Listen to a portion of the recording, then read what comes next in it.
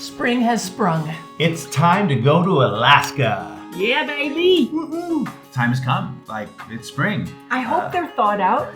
There's probably going to be still some snow, but I think the point is it's time to head in that direction because even though we're in Michigan, it's a long way up to Alaska. Canada's really big. Have you guys been there? It's really big.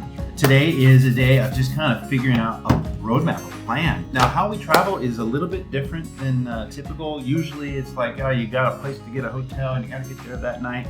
That's not really how we travel.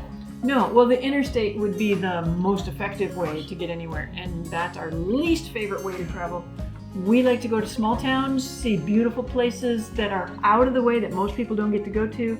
We like to make use of our four-wheel drive and get out of town. One of the things we've been excited about is to kind of make a shift in our storytelling. Well, we're joining forces. It's like we're becoming one team now. Instead of Andy making his videos and me doing my blog, we're going to work together and we're going to tell not our stories as much as the stories of the people that we meet. So we got our maps, the phones and Google Maps to our computers, to actual Atlas. maps, to Atlas. The goal is to get up to Alaska, and then after Alaska, then we're heading down to the tip of Argentina. Yeah, baby. Woo-hoo. Yeah. Okay, we got to get this planned out.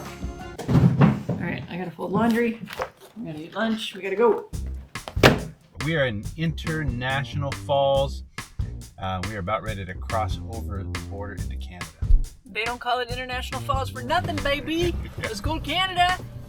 We crossed the border and set out across the massive expanse of the Canadian prairies with hopes of some meaningful connections and a little adventure. But we had no idea what to expect. So here we are in the little quiet and pretty much sleepy town of Sioux Narrows in Canada, up here in Ontario. We're a little early. We're a little early for the season. It looks like the economy is built on tourism, and we are here before anything is open. We are outside the trading post, which appears to be the only business open that I've seen. Oh, it might not even be open. We've seen more deer than actually seen people. We have. We saw one person and we saw 2 deer. So we're going to go inside and see if we can get some information.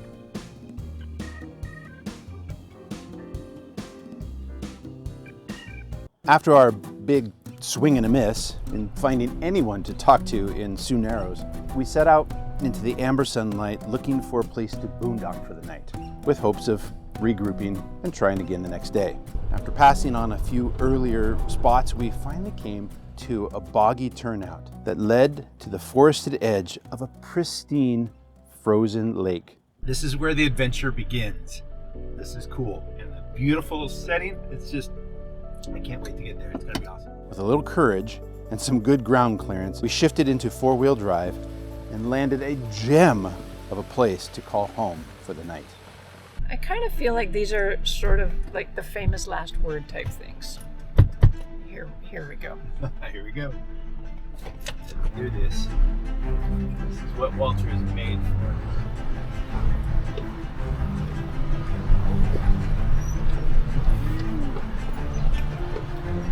Oh crap.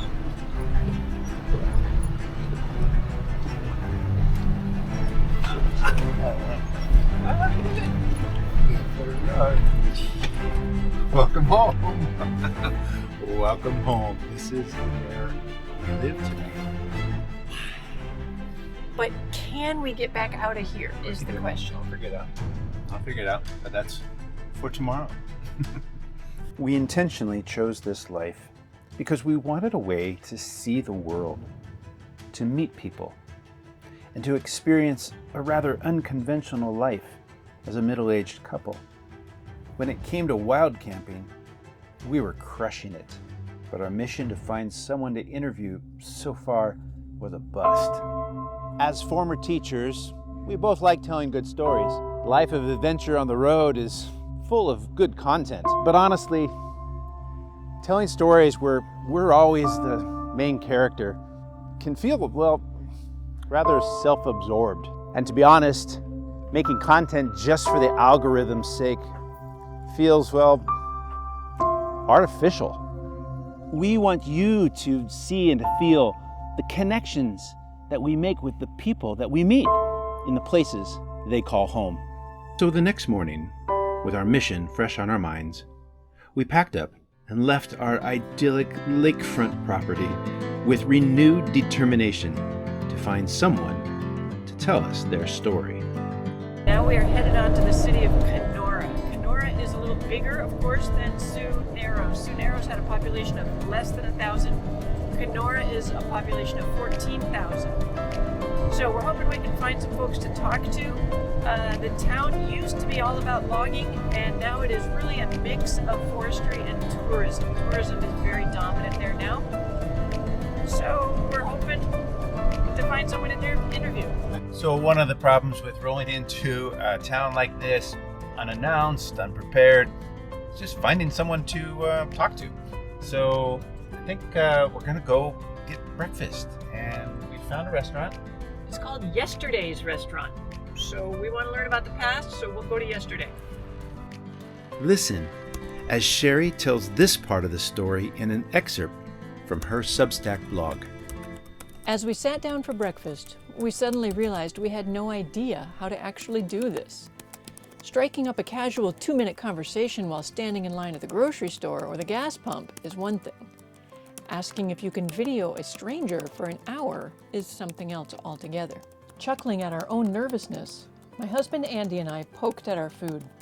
One day, we will likely look back on that small-town breakfast of veggie omelets with a side of uncertainty and smile at how far we've come. But we had to start somewhere.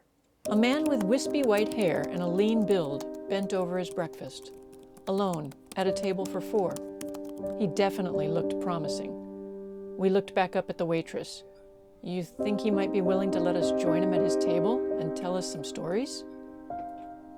We were all a little nervous and unsure of ourselves, dancing around the concept of filming the conversation.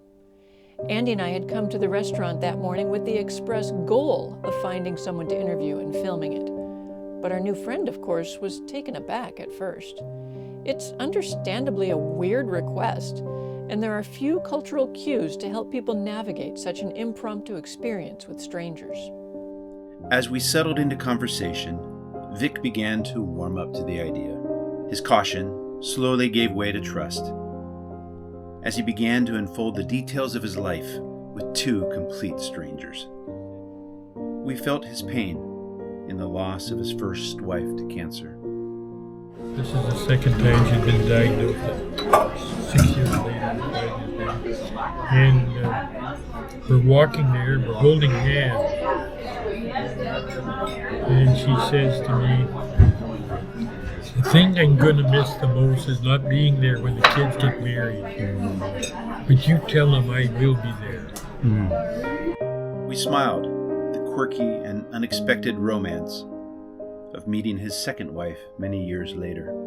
There's this lady sitting with my sister. I don't know her. And I got this funny feeling inside me. So I sit down with her, and I'm with my son now. So we sat down, had coffee. The next day, I walk in, it's the same thing. What's that funny feeling? 5 times. What's that funny feeling? Interesting. Funny feeling. Yeah. And so I go to church, and I'm and the Lord, what's going on? Every time I see this, there's something happens. It's not part of my plan. And I sense the Lord saying, "Well, whose plans are we working with? Yours or mine?" You know? We felt the tension of a conflict he had with an ex-con in a bar. He's cursing and swearing, you know, F this and F that. He comes and I turn around and he puts his face this far from me. And I said to him, "You know what your problem is?" "What?" I said, "Nobody loves you, but I love you. That's why I'm telling you not to swear." Interesting. He started to cry. All of a sudden, the tears. Nobody had ever said to him they loved him before. He had spent 18 years in prison for murder. We became real good buddies. And we felt the strength rise in us as he shared details of his personal faith. I have a real intimate time with God, so I usually get up around 4 in the morning to pray for a few hours. My dad taught me how. He actually prayed for you while you were praying. Thank you. Thank you. Thank you. Sitting with Vic was truly a blessing. Hearing his stories, feeling the pain of his loss, being inspired by his faith. I think when we stop and listen, I mean truly listen, we begin to find parts of our own story tucked deep inside the lives of others. For most of my life, I've been wired to tell my own story, to speak, to be heard, to somehow have an influence in this world. But I'm finding that my own growth seems to begin when I stop and learn to understand other people's stories first.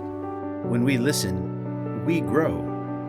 When we offer understanding, we find healing. Every story we honor gives us the opportunity to become something more than we were before. Thank you, Vic, for sharing a little of your life with us. Be sure to visit sherrychidwick.substack.com to read or listen to the rest of this week's story. And subscribe here or follow us on Instagram as we connect with good people on our way across Canada.